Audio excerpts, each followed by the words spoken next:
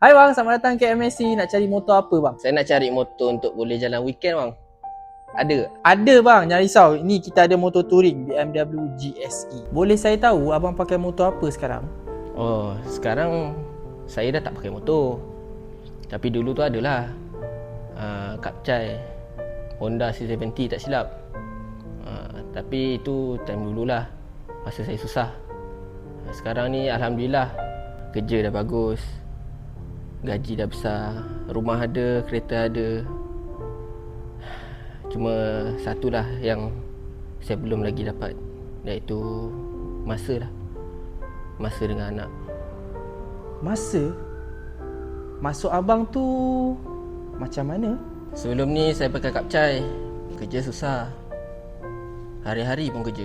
Tapi dalam kesusahan tu ada satu momen yang sangat membahagiakan saya. Momen tu saya takkan lupa lah sampai bila-bila. Iaitu sewaktu saya dengan motor Kapcai tu dan anak. Masih segar lagi lah dalam memori saya betapa bahagianya saya bawa anak naik motor pergi hantar pergi sekolah, sembang, tanya macam mana keadaan dia hari ni dekat sekolah.